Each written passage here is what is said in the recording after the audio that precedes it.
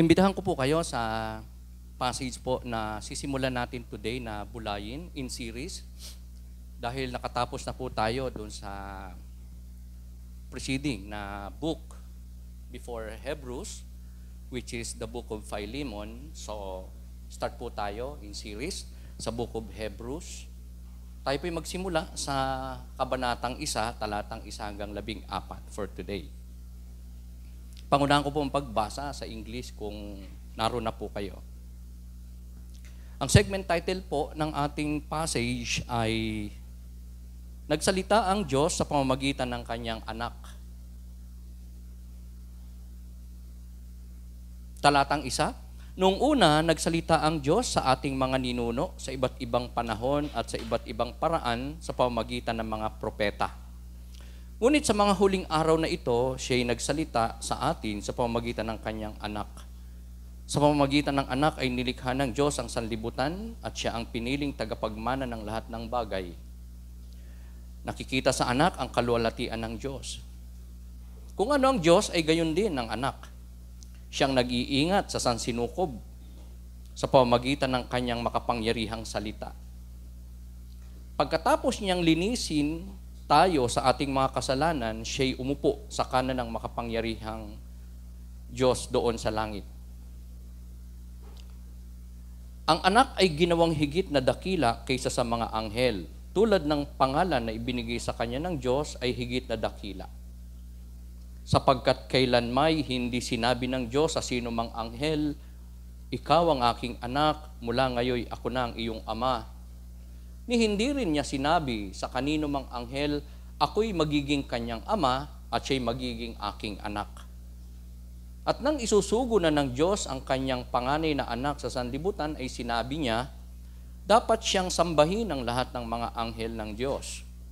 Tungkol naman sa mga anghel ay sinabi niya, ginawa niyang hangin ang kanyang mga anghel at ningas ng apoy ang kanyang mga lingkod. Ngunit tungkol sa anak ay sinabi niya, ang iyong trono, O Diyos, ay magpakailan paman.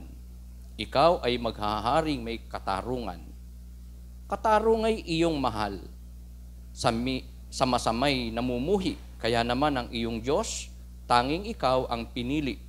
Higit sa sino mang hari, kagalakang natatangi. Sinabi pa rin niya, Panginoon, ng pasimulay nilikha mo ang sanlibutan, at ang mga kamay mo ang siyang gumawa ng kalangitan. Maliban sa iyo, lahat ay lilipas, at tulad ng damit, lahat ay kukupas. At ililigpit mong gaya ng isang balabal, at tulad ng damit, sila'y papalitan. Ngunit mananatili ka at hindi magbabago, walang katapusan ang mga taon mo. Kailan may hindi sinabi ng Diyos sa sino mang anghel, maupo ka sa kanan ko, hanggang lubusan kong mapasuko sa iyo ang mga kaaway mo. Ano ang mga anghel kung ganoon? Sila'y mga espiritong naglilingkod sa Diyos at mga isinugo upang tumulong sa mga magkakamit ng kaligtasan. Ito po ang mga mapagpalang salita ng atin pong Panginoon.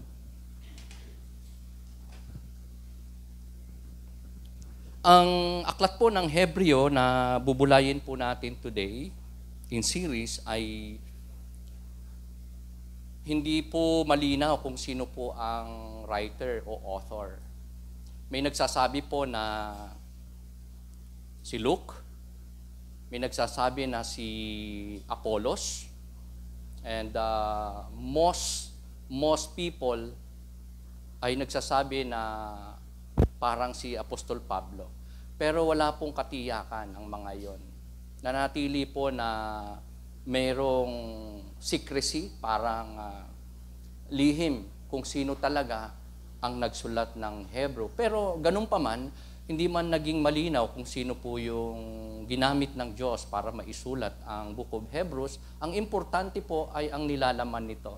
Ang mensahe o lessons na makukuha po ng sino man, ng bawat sa atin na magbabasa, magbubulay ng aklat na ito ng ating Panginoon. Because ang book ng Hebreo naglalaman po ng evaluation, exhortation, examination, expectation, and exaltation. So napaka-importante po ng mga bagay na ito, especially sa mga lingkod ng Diyos in the New Testament time, in the time of our passage, wherein ang mga tao po, mananampalataya ay medyo meron po silang pinagdadaanan in life, especially sa kanila pong spiritual lives. Sila po ay dispirited, sila po ay nanghihina, at malapit na sila na magdesisyon na bumalik na sa dati nilang nakagisnang tradisyon, kultura, paniniwala, pananampalataya, which is Judaism. Ang pagkilala sa Diyos, paglilingkod sa Diyos sa pamamagitan ng mga batas ng Old Testament covenant or laws. Pero dahil nga si Kristo ay naparito na, si Kristo ay nakilala na nila, nagpahayag na patungkol sa kalooban ng Diyos, sila ay dinadala ng Panginoon sa New Covenant in the time of the Lord Jesus Christ. From the Old Covenant, Judaism, Judaistic belief, into a New Covenant, at yan ay walang iba kundi ang pananampalataya kay Kristo bilang Panginoon tagapagligtas. So, ang topic na i-share ko po sa inyo ay pinamagatan ko po na the affirmations of Christ's superiority.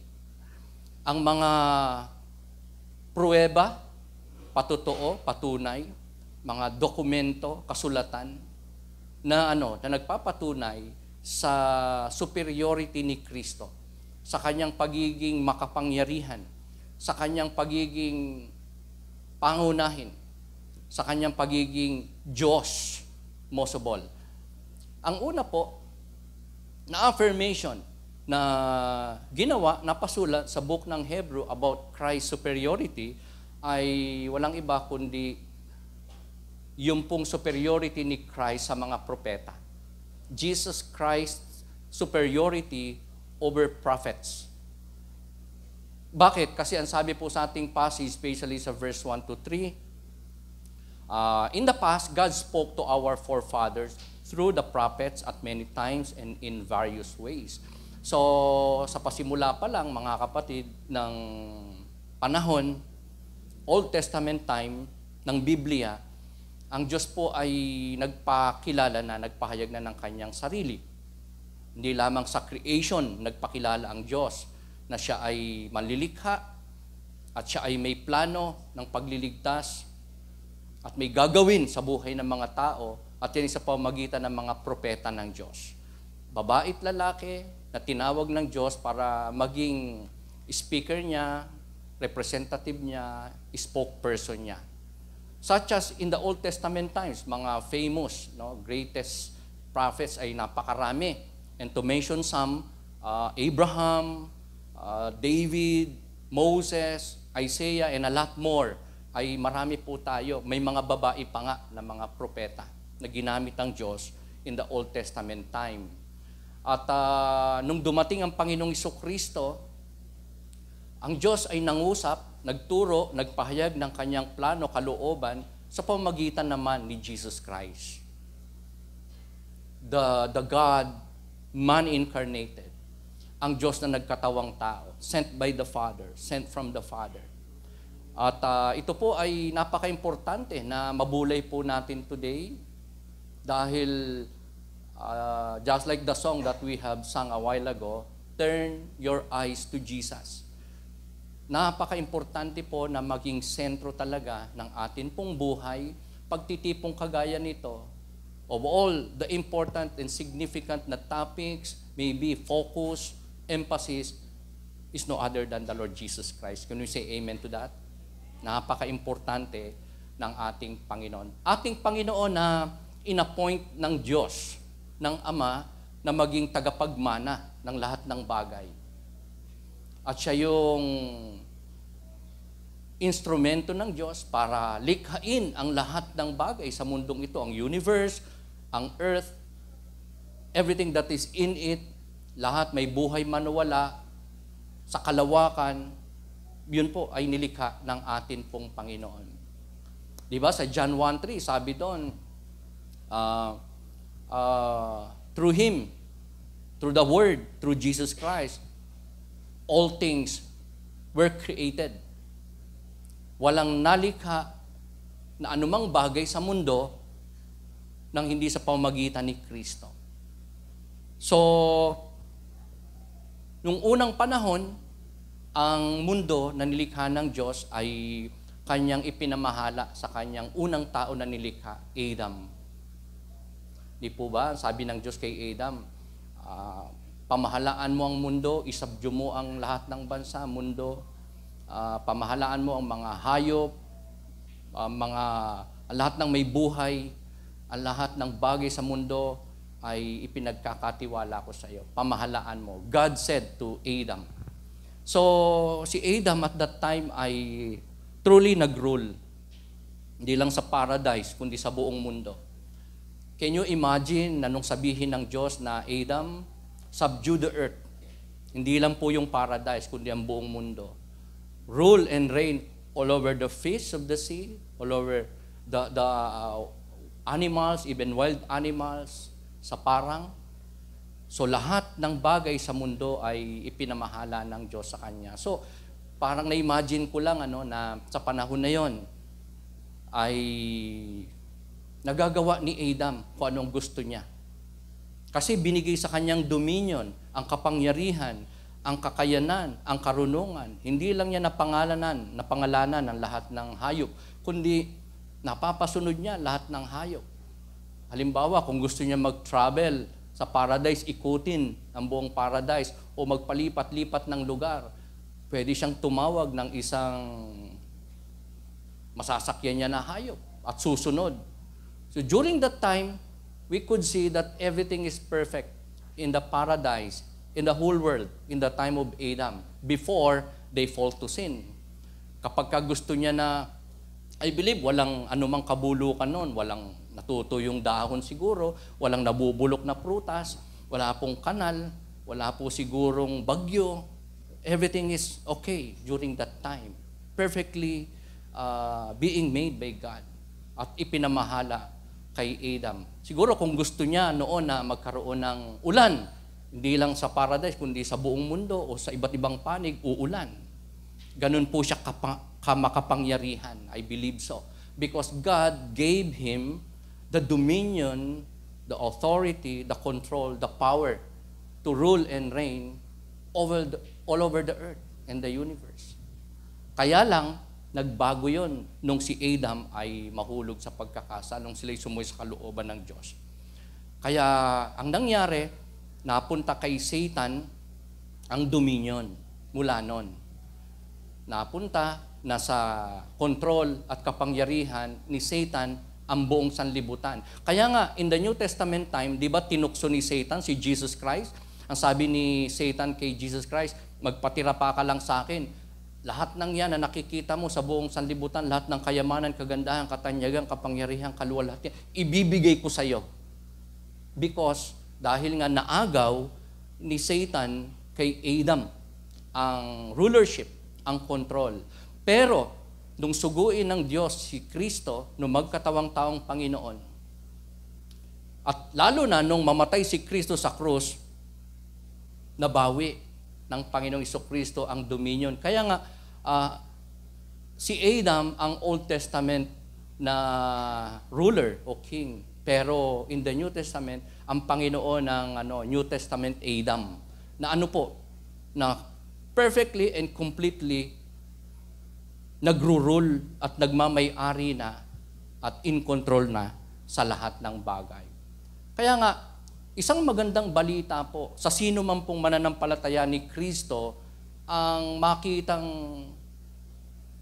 tayo ay hindi lang nagiging kagaya ng Panginoong Kristo, kundi nagiging tagapagmana din ng Diyos. Kasi sabi po dito sa Romans 8:17, now if we are children of God, then we are heirs, tagapagmana.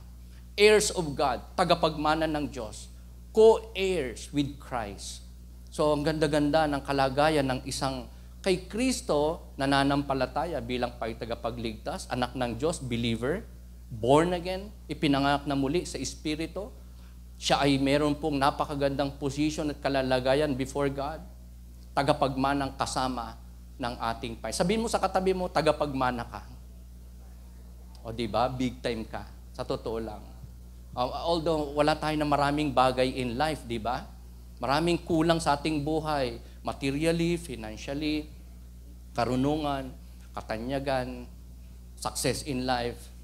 Maybe, maraming kulang sa atin. Pero, kung ikaw ay mananampalataya ni Kristo, napakapalad mo. Sabi mo sa katabi mo, mapalad ka. Ingat lang sa word na yan, baka malapad yung masabi natin, ha? Okay. Baka magalit yung ating katabi. Amen? Mapalad ka. Napakapalad mo. Amen? Dahil ikaw ay anak ng Diyos, hindi ka na anak ng demonyo, ni Satan, o ng kadiliman, o ng sanlibutan, ikaw ay tagapagmana pa na kasama ng ating Panginoong Kristo. So, wala po, mga kapatid, na tao ang pwedeng pumantay sa naging kalagayan na yan ng ating Panginoong Kristo, as well as you and me. Even the greatest prophets in the Old Testament times na binanggit nating ilan, Abraham, Moses, Isaac, Jacob, si David, mga kapatid, ay hindi po papantay kay Kristo bilang tagapagmana, and most of all, creator of all things. Diba? Greatest prophets, maraming achievement, naging makapangyarihan, authoritative, successful, nakagawa ng himala, but never na sila ay naging creator. Even angels, di ba? Ay hindi po naging creator because angels are created beings. So, appointed by God si Kristo, magkatawang tao, maging tagapagmana, at maging creator ng lahat ng bagay. So, nakakatuwa po yun, na mabalikan natin ang grabing ginawang ito ng Diyos sa pamamagitan ni Kristo sa buhay natin, sa mundong ito na nilikha mismo ng ating Panginoon. Tinawag po siya sa verse 5 na Son. Pakisabi nga po natin, Son. Ano ba sa Tagalog ang Son? Anak. Ayan. Wala po tayong makikita na anghel na tinawag ng Diyos na, You are my Son. Si Kristo lang po. Ang mga anghel, tinawag ng Diyos in some point of time in the past na sons of God. Pero small s po yung sons. Hindi po capital S. And sons of God, which means angels. Hindi po son, kundi sons of God. Na ang ibig sabihin ay mga anghel, created being, but si Lord lang talaga, si Jesus Christ lang, ang tinawag ng Diyos na son o anak. Ayan. Na siya ang radiance of God's glory. Siya yung liwanag, kaliwanagan, o kaluwalhatian ng Diyos. Kaya nung siya po ay magkatawang tao at naparito sa mundo more than 2,000 years ago, siya po yung naging kaluwalhatian, representative, siya yung naging imahe ng Diyos. Siya yung naging imahe ng Diyos. Grabe yung radiance ng Diyos, yung glory ng Diyos. Kumbaga sa araw, di ba, ang araw, kaya mo ba na titigan, lalo na ng matagal ang araw, yung sikat ng araw? Di ba, masisilaw ka? Mabubulag ka. So, ang glory ng Panginoon ay sobrang radiant.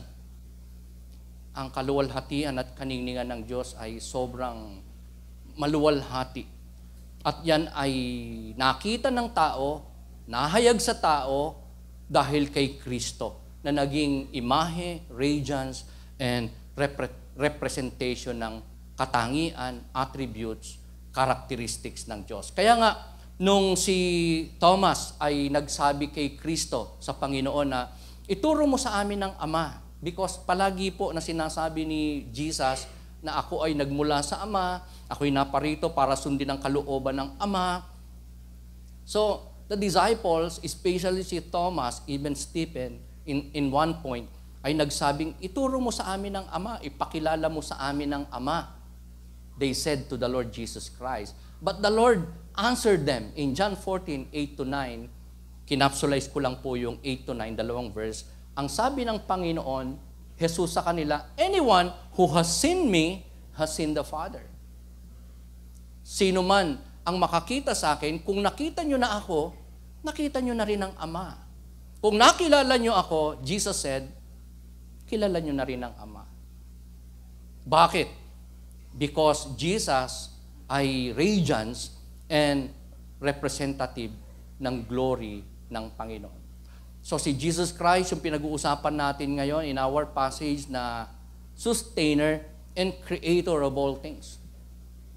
Di ba, nung likhain ng mundo, ang sabi ng Diyos, let there be light.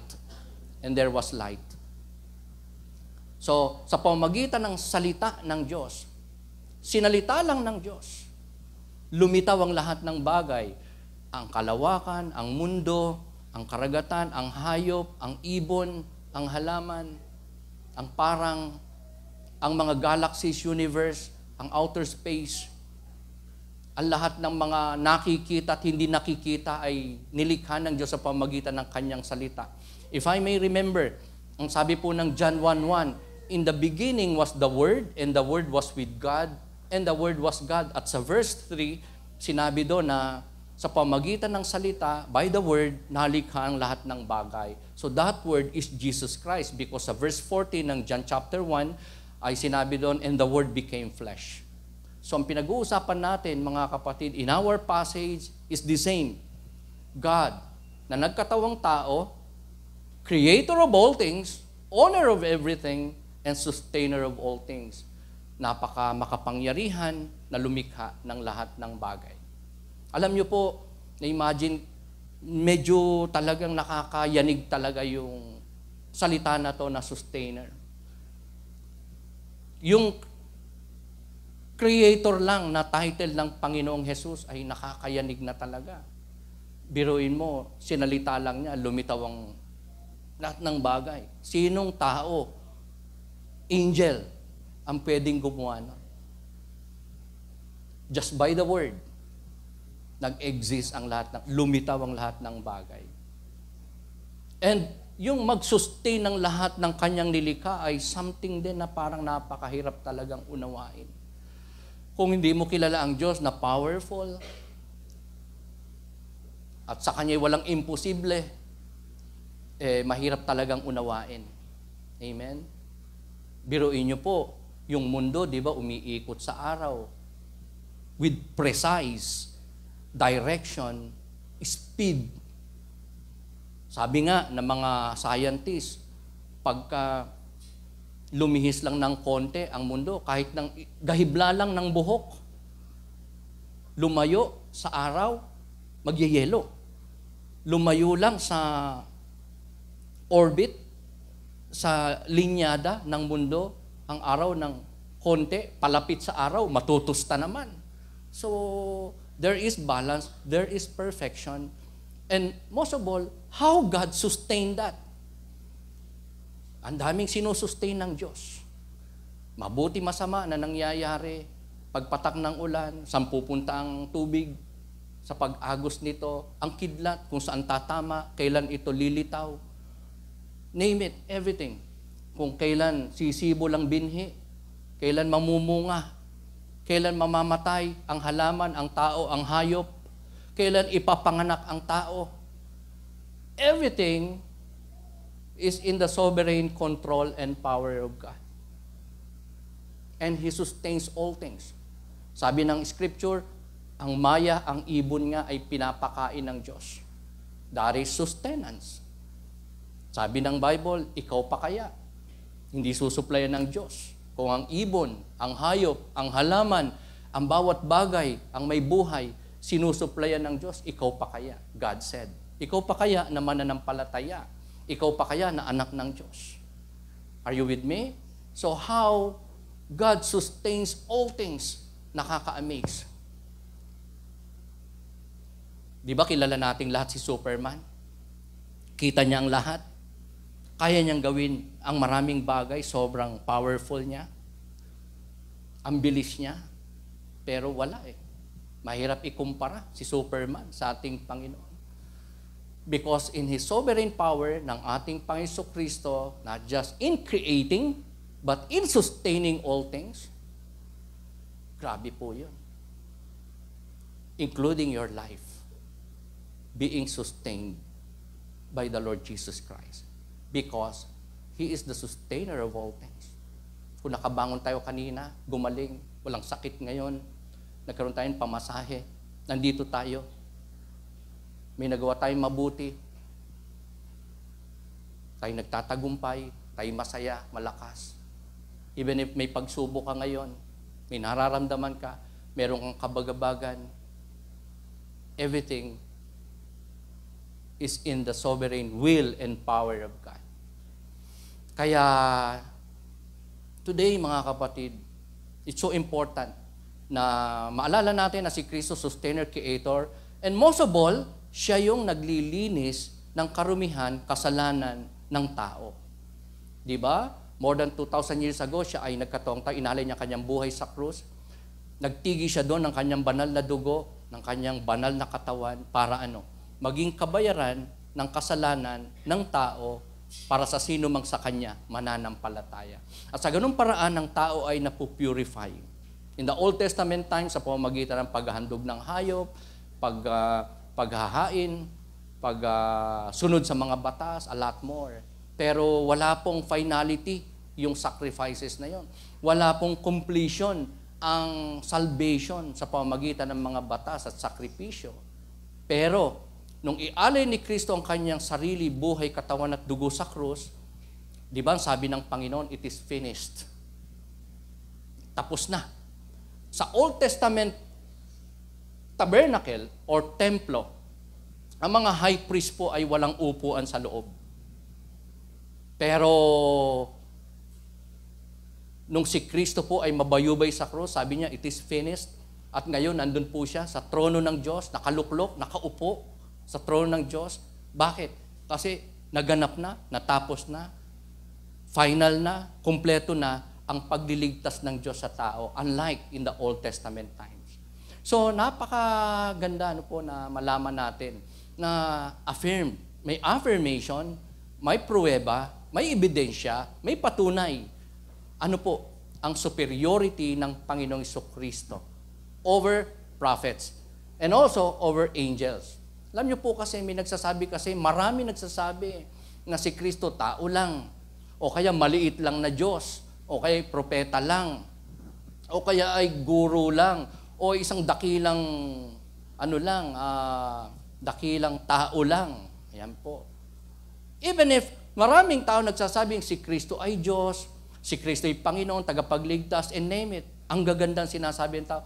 Pero in their lives, parang hindi naman talaga supreme, superior, powerful, sustainer and creator si Jesus Christ because the way they live, the way they exist sa kanilang buhay, na bagamat may sinasabi ang labi about God, affirming God as superior, creator, sustainer, and a lot more, pero kakikita mo sila ng faithlessness, ng wickedness, ng sinfulness, ng disobedience sa kalooban ng Panginoon.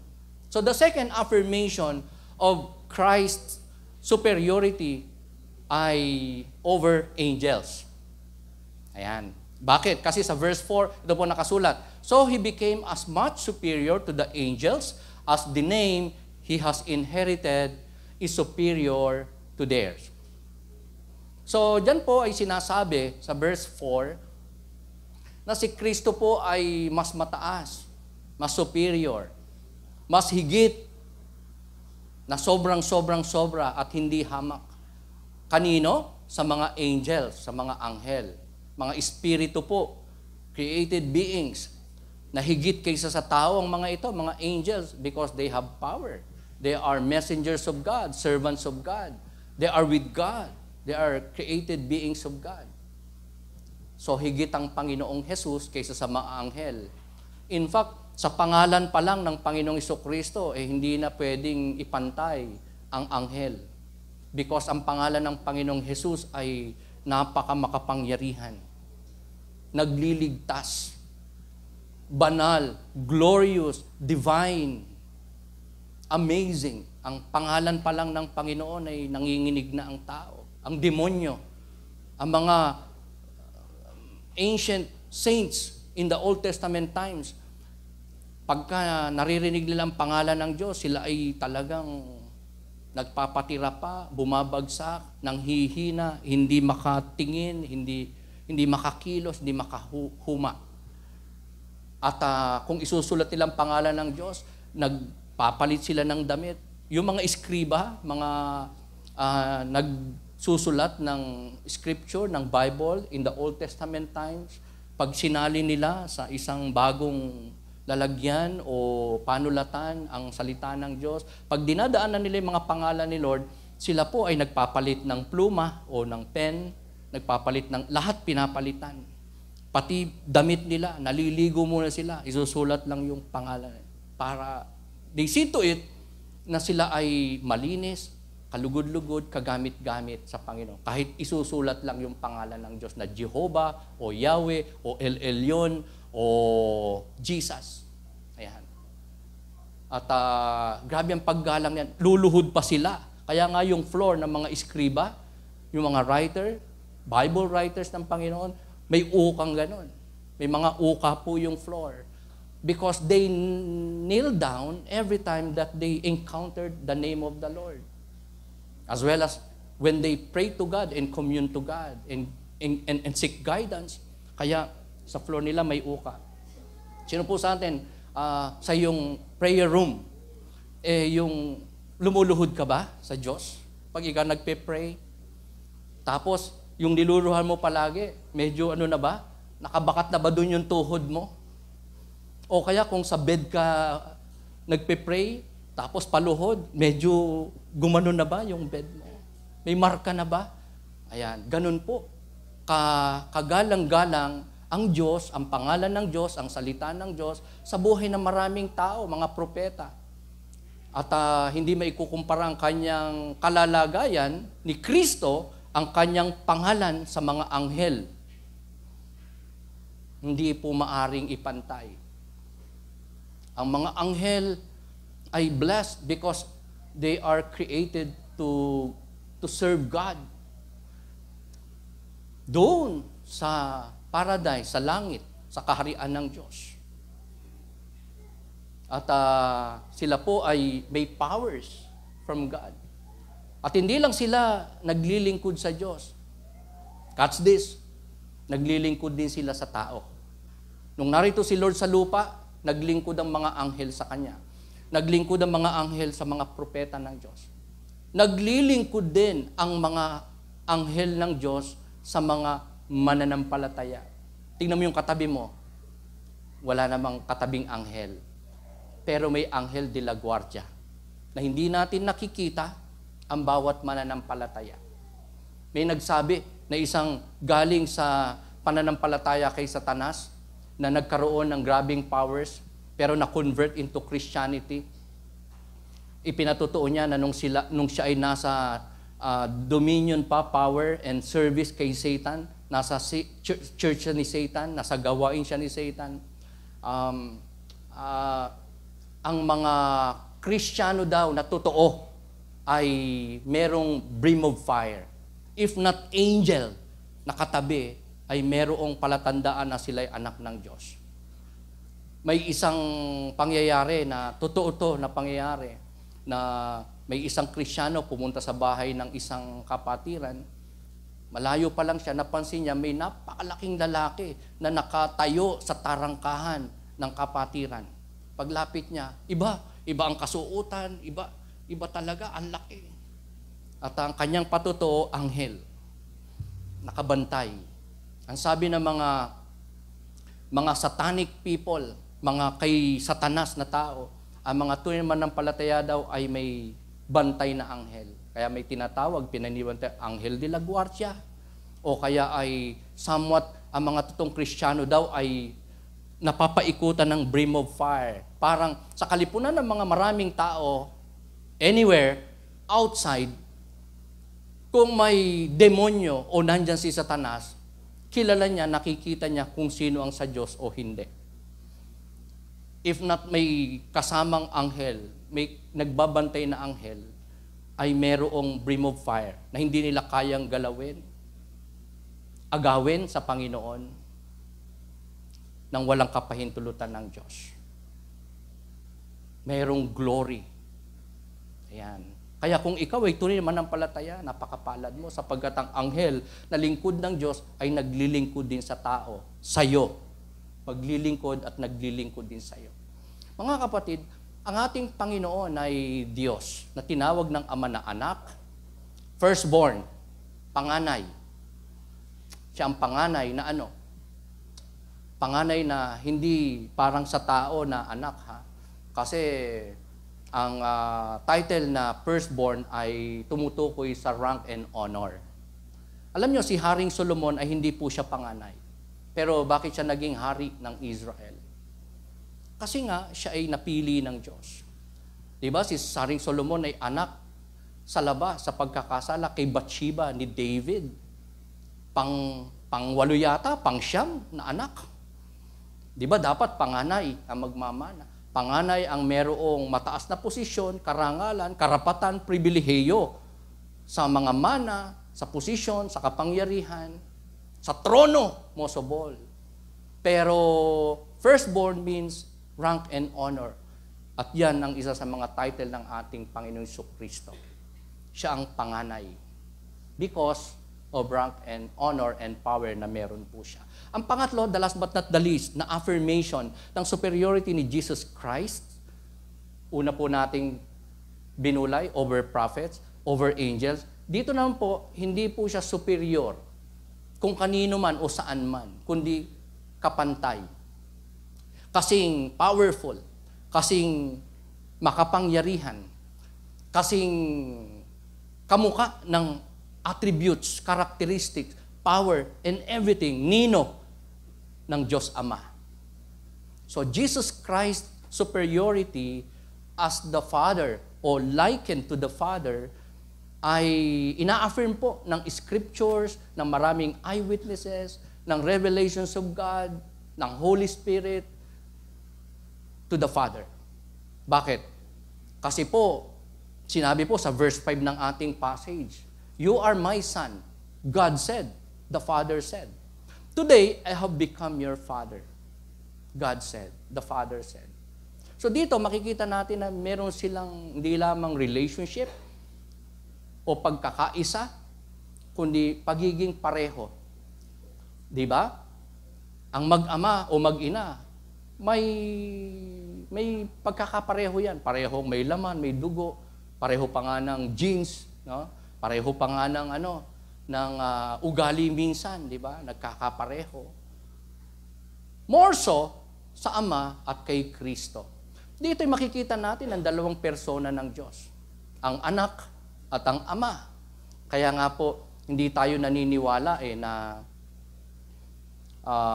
oneness, yung oneness na paniniwala. Na yung Ama ay si Kristo rin yun. Na si Kristo, Ama din yun. Kasi wala pong logic, di ba, na sabihin o paniwalaan natin yung oneness na belief. Laganap po yan sa ating panahon. Ang Iglesia ni Cristo, oneness. Marami po ang relihiyon, grupo, mananampataya na naniniwalang isa lang ang Diyos. Ang Jehovah's Witness, hindi sila naniniwala na Diyos ang Holy Spirit. Power lang, parang electric power lang. Ganun. Pero we believe na ang Holy Spirit ay may damdamin, nakikipag-usap, persona, Diyos, author ng Bible, counselor. Nagigrieve din siya, nasasaktan din siya. Amen? Dito makikita natin na ang anak at ang Ama ay presente. Ang dalawang persona ng triune God. So, sila, mga kapatid, ay iisa sa kapangyarihan, attributes, katangian, kakayahan. Pero, meron silang pagkakaiba sa function. Di ba sa John 3:16, ang sabi, "For God so loved the world that He gave." Okay, sino po yung nagbigay kay Kristo sa anak? Ang Ama. Sino po yung sinugo? Iba yung nagsugo, iba yung sinugo. Amen? Kaya sila po ay iisa sa katangian, kapangyarihan, authority, and superiority, pero sa function, doon nagkakaiba. Just like apoy, mga kapatid, nabanggit ko po ang One God in three person. Isang Diyos, nag-iisang Diyos na sinasabi ng Bible, pero if you'll study the whole Bible, may tatlong persona yung nag-iisang Diyos. Father, Son, and Holy Spirit. Just like fire. Pakisabi nga po natin, fire. As you can see, this illustration ng fire. May tatlo pong, isa lang po yan, fire. Pero may tatlong component, element. Una, the fire itself. Yung apoy talaga. Pangalawa, yung liwanag ng apoy. Pangatlo, yung init.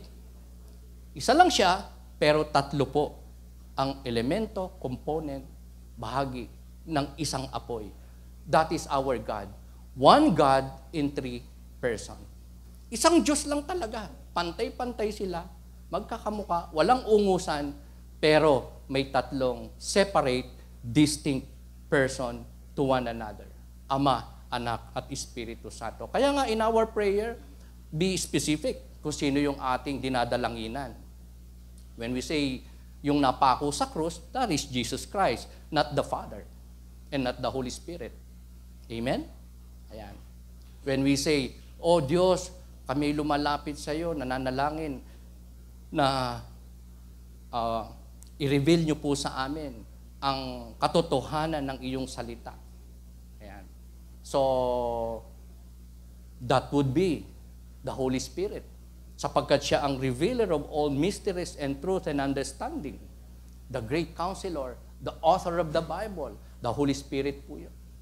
So, when we say, nagsugo kay Kristo o pinagmulan ni Kristo, that's the Heavenly Father. Mga kapatid, gaya ng sinabi po ni Jesus sa John 10:30, I and the Father are one. So, hindi po oneness na belief to. Ang ibig sabihin ng Panginoon Jesucristo, siya at ang Ama ay iisa. Yan ay sa superiority, sa kapangyarihan, sa attributes, sa kalagayan, sa position, and everything. Isa lang. Hindi maliit na Diyos si Kristo at ang Ama ay malaki. Walang hierarchy sa triune God na may mataas, may medyo mas mababa, at may pinakamababa, and that is the Holy Spirit. Parang sa ating kultura, sa ating kalagayan, sa ating buhay, di ba, pwedeng, di ba, may hierarchy, may order, may mas mataas, may mas mababa, may sakto lang. Ayan. Pero sa triune God, sila po ay may co-equality when it comes to power, attributes, characteristic, godly nature, function maybe, ayan, magkakaiba. Di ba? Sila po ay isang Diyos, tatlong persona. And the Lord Jesus Christ reigns over His people and kingdom in righteousness. So, nakakatuwa po ito na maalala natin na ang naghahari, past, present, and future, lalo na sa atin pong buhay, in the life to come, sa langit, ay walang iba kundi ang Panginoong Jesucristo na naghahari ng may katuwiran, kabanalan, perfection. Sa mundo ngayon, di ba, tayo po, kung tayo ay nagtatrabaho, meron tayong mga superior, bosses maybe, teacher natin sa school, na namamahala sa atin, nangunguna sa atin, nagli-lead sa atin, di ba? Although may superiority sila sa atin, may kapangyarihan, may authority, may power, may kaibahan, pero all of them are imperfect beings. Pero si Jesus na naghahari noon, ngayon, magpakailanman, ay perfect, almighty, and most of all, hindi nagbabago. Amen? At namamahala ng may katuwiran, kabanalan, at kapangyarihan. So mga anghel na by nature ay masyadong inferior kay Jesus Christ as God, ay naglilingkod sa Diyos at sa mga anak ng Diyos. Sabi mo sa katabi mo, naglilingkod sa iyo ang anghel ng Diyos. Pinaglilingkuran ka, binabantayan ka, tinutulungan ka ng mga anghel ng Diyos. Aside from the Holy Spirit na nasa atin po mga puso, kung ikaw ay talagang mananampalataya. At si Kristo ngayon nandun sa langit, nakaupo, nakaluklok sa trono ng Diyos. Di ba yan ang kanyang sinabi? After 3 days, mamatay siya, nabuhay siyang maguli. Sabi niya, ako na ibabalik sa Ama, sa langit. Lumuklok na siya sa kanyang trono. Tapos na kasi ang kanyang misyon at plano ng pagliligtas, pagbabayad, ng kasalanan ng tao, ng mga mananampalataya, ng mga pinili ng Diyos sa kanilang mga kasalanan at karumihan. Kaya siya ay nasa trono na ng Diyos. Nasa kanan ng Diyos, in the Father's right hand. But never think na ang Ama ay meron talagang kanan, ha? Ang tinutukoy, wala po kasing kamay ang Diyos. Ang Diyos po ay Spirit. So when the Bible said, sit at my right hand, God said, the Lord said to Jesus Christ, yun po ay figurative. Dahil God is Spirit at wala pong kanan o kamay ang Ama o ang Diyos. So it points to supremacy, power, dominion, reign. Kaya sa langit, may trono, ang nakaluklok po ay si Kristo. Kung tinitignan ng marami na ang Ama ay mas mataas kay Kristo, in fact, sa langit, ang nasa trono po si Jesus Christ. In the whole book of Revelation, mga kapatid, na magaganap pa lang ang karamihan, and even after maganap ang lahat ng propesiya, maglawang lahat ng bagay, maganap ang lahat ng bagay, lalo na after the whole heavens and the earth ay mawala, mapugnaw, at maganap na yung pagbabalik at kalooban ng Diyos o ang langit, nandun na, makarating ng tao doon. Ang napaka-evident na po na persona ay si Kristo. Parang nasa behind the scene na po ang Ama. Okay? It's not that Christ is superior than the Father. May mga magkakaiba po talaga silang function. Okay? So, nung narito si Kristo sa lupa, siya po ay nagpapailalim sa kalooban ng Ama as if parang mas mataas sa kanya ang Ama, na hindi sila co-equal ng Ama, pero hindi po. Yun po ay pagpapakita ng pagpapasakop, pagsunod, paggalang sa Diyos Ama, pagpapakita ng example sa mga tao na kumilala sa Ama, kilalanin ng Ama, magpasakop din sa Ama. Pero sila po ay co-equal. Sila po ay the same in nature. Sila po ay parehong Diyos. Ang Ama ay Diyos, ang Anak si Kristo ay Diyos. Pareho silang sovereign. Pero sa langit, si Kristo po yung nakaluklok sa trono. Siya yung naghahari at maghahari noon, ngayon, at magpakailanman. Nasa kanan ng Diyos. Meaning, nasa luklukan ng Diyos, nasa kapangyarihan ng Diyos. Siya po ang kabuuan at ang preeminent na persona ng Diyos sa langit. So, to recap this topic, mga kapatid, na pinamagatan ko po na the affirmations of the superiority of Christ.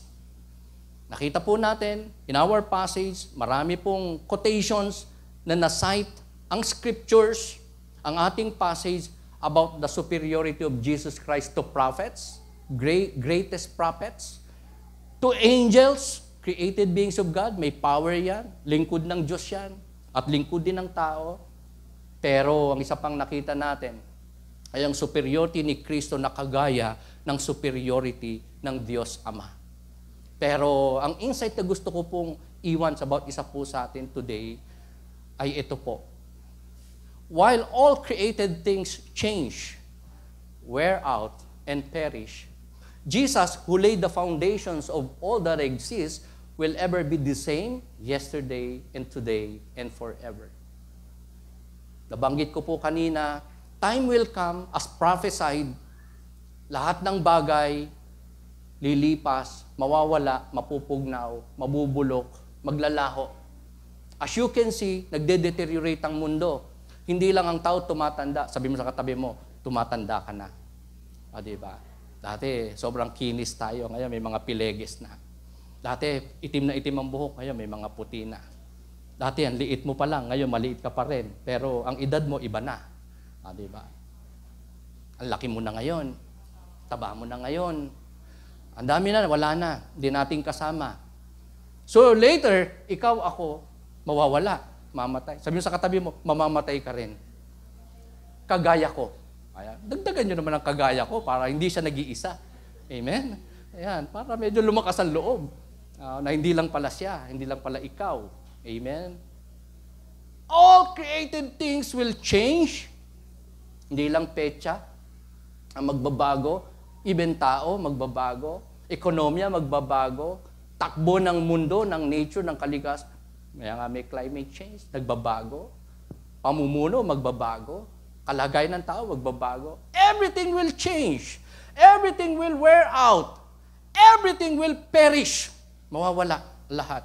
Ang sabi ng Bible, even our passage, sabi po doon, sa, if I'm not mistaken, verse 11, 12, 13 ng ating passage, o 10 to 12, ang lahat daw ng nilikha ng Diyos, pati yung kalawakan, galaxies, universe, outer space, mundo, lahat.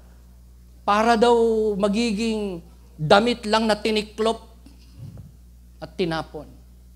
So mapupugnaw. Diba? Yan ang prophecy ng scripture, pinahayag ng Diyos na in the last days, sa dulo ng panahon, ang mundo ay magugunaw. Not by water, just like in the time of Noah, na ginunaw ng Diyos ang sanlibutan sa pamagitan ng tubig o baha. But God promised that incident will never happen again. Not that God will not judge and destroy the world. Pero gugunawin niya uli ang mundo, hindi sa pamagitan ng tubig, kundi sa pamagitan ng apoy o matinding init. So may nagsasabi nuclear, may nagsasabi na may meteor na malaki, babangga sa mundo, whatever. Kasi ang sabi ng scripture, meron daw tatama sa mundo ng mga malalaking stars. Yan po yung nakasulat. So whatever. Pero the fact is that ang mundo, ito po, itong kinalalagyan natin, ang mundo, ang globo, ang earth, isang araw mawawasak. Even yung outer space, yung galaxies, yung universe, yung space, mga bituin, mga planets, lahat ng yan ay mawawala na parang tiniklop lang daw na damit na itinapon ng Diyos. Gagawin yun ng Diyos. All created things will change, wear out, and perish. But Jesus, who laid the foundation of all that exists, will ever be the same yesterday, today, and forever. Saan ka makakakita ng ganyang Diyos? Maraming Diyos kinikilalang tao, pero Diyos na hindi totoo, Diyos-Diyosan, Diyos na katang isip, Diyos na ang baba-baba, at hindi kagaya ni Kristo, sovereign, supreme, all-powerful, miraculous, at hindi nagbabago na Diyos. Yung katabi mo, ikaw, ako, lahat tayo magbabago. Amen? Nagbabago. Amen? Lahat ng bagay nagbabago.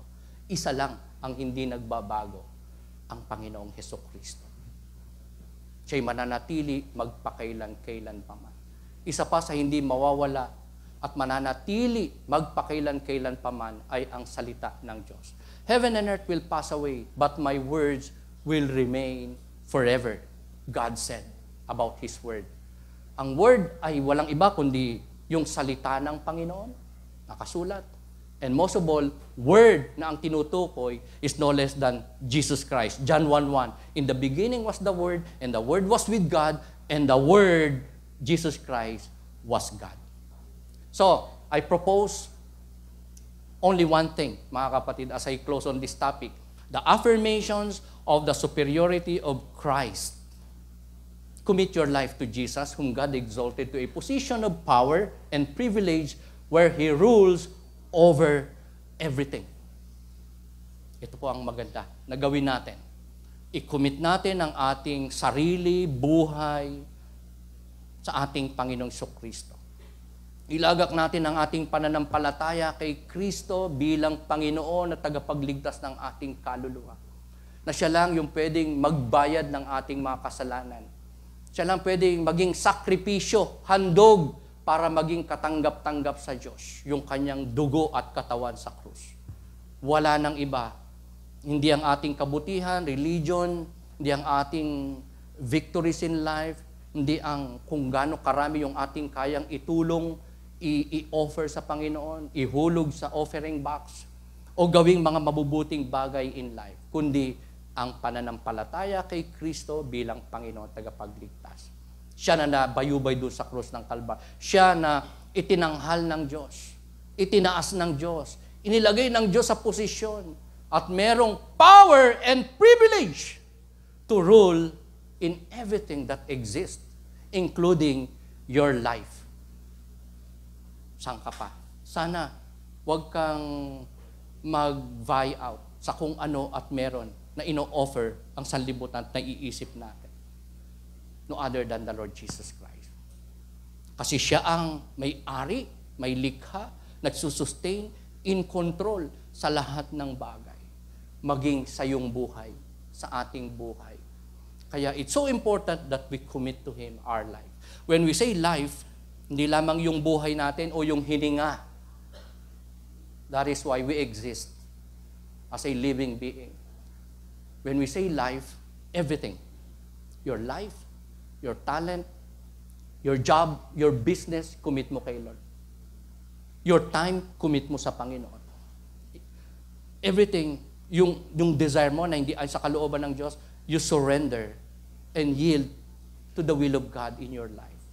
Every area, finances mo, pag-aaral mo, pakikipagrelasyon mo, pagiging anak, magulang, pagiging lingkod ng Diyos, yung ating mga pangarap, i-commit, i-subject, i-surrender, ipailalim, ipakontrol, ipaubaya sa Panginoon. Even your problems, your weaknesses and limitations, it's so important we commit to our God.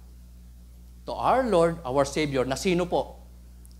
Jesus Christ, who is our God, Lord, Savior, Redeemer, Manunubos, dakilang manggagamot, Guro, Panginoon, maglililok, transformer natin, deliver, tagabigay sa atin ng katagumpayan, kalakasan, provision, and above all, ng ating blessed hope, and that is to be with God in His appointed time, as people of God, as believers of God, as children of God, as believer of the Lord Jesus Christ, our Lord and Savior. Nagkatawang tao na matay sa krus para sa atin. Can we say amen to that? Tayo po'y tumayo. Minsan pa, settle po natin to sa ating Panginoon as we sing a song. Sana maging prayer natin. And as we sing or listen to a song, sana magawa po natin talagang personal na ilagak ang atin pong pananampalataya kay Kristo bilang Panginoon natin at tagapagligtas. Siya po ang creator ng lahat ng bagay, including you and me. At siya rin ang sustainer and provider ng lahat ng pangangailangan natin in this life. Because He rules and reigns all over creation, all over everything. In control. Source of everything that we have. Source of everything that we need in this life. We must come to Jesus. We must place our faith in the Lord. At sana, kung nagawa na natin manampalataya sa Panginoon, as our Lord and Savior, magawa nating di lang magsuko ng lahat-lahat, kundi sumunod, maglingkod, at magpagamit sa atin pong Panginoon. Na habang tayo nabubuhay, wala pong iba at pangunahing maluluwalhati, matatanghal, mapaparangalan, mapapaluguran, kundi ang atin pong Panginoon. Salamat aming dakilang Diyos sa inyo pong papuri. Salamat na kayo naging sentro ng aming pong pagbubulay today. Our Lord and Savior, Jesus Christ. Our soon-coming King, King of kings and Lord of lords, the Almighty God, our Creator, Redeemer, and Deliverer, our great teacher and master. Our joy, our complete victories in this life and beyond. We adore you, we place our faith in you, we commit to you once again. Fill us even more of your Spirit. Meet our needs, for we are completely limited, weak by nature, and most of all, sinful by nature, Panginoon. Please, O God, save us, renew us, empower us, mold us, and continue to reign in our lives, here and beyond. Aming dakilang Diyos, patawad po. Patuloy kaming sa iyo, nagpapasiyasan, nagkukumpisal na ay mga kasalanan. At sa oras na to, hindi lamang po nananampalataya, nagbabalik loob, nagpapasakop. Sapagkat kayo, walang kapara, walang kapantay, kataas-taasang Diyos, kabanal-banalang Diyos. Ang lumikha sa amin, pumili sa amin, tumawag sa amin, nagbigay sa amin ng bagong buhay, buhay na walang hanggan, buhay na kasiyasiya sa mundong ito. Salamat po sa privilege na to. Salamat po sa isang napakataas na posisyon at pagkakatawag niyo po sa amin to be your people, to be your children, to be your servants, our most high God, our most holy God. Thank you, Lord. Kayo na pong bahal sa bawat isa sa amin who are now with you by faith, whose heart binubuksan para inyo pong tahanan, pagharian, whose hearts and lives isinusuko po sa inyo, ipinapasakop po sa inyo, whose hearts and lives expectant sa inyo pong kapangyarihan, sovereignty, power, dominion, and reign, ngayon hanggang wakas, nang may katuwiran, kabanalan, kalakasan, at katagumpayan. Salamat po sa inyo pong papuri, sa inyo pong kaluwalhati. Bless us even more, and may you use us even more, all for your glory. And all this we pray with faith and thanksgiving in the name of your Son, Jesus Christ. And we say, Amen. Amen. Amen.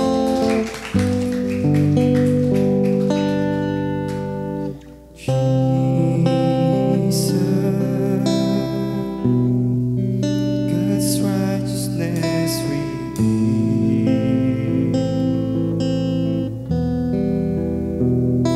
The Son of Man, the Son of God, His kingdom come.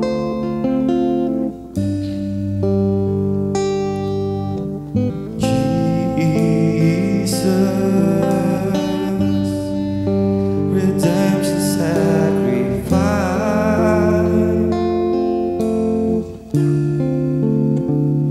now glorified, now testify,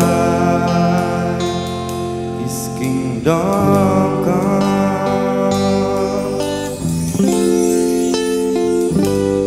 and His kingdom will know no end. Its glory shall know no bounds, for the majesty and power of this kingdom's King has come, and this kingdom's reign, and this kingdom's rule, and this kingdom's power and authority.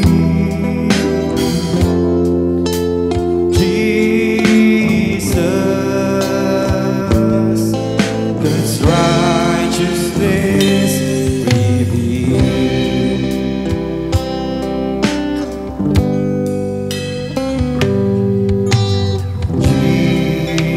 Jesus,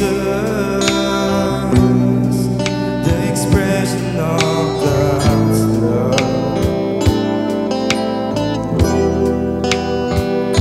the grace of God, the Word of God revealed to us.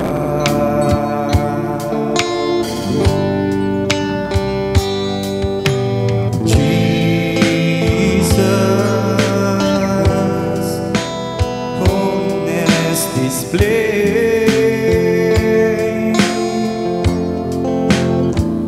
now glorified,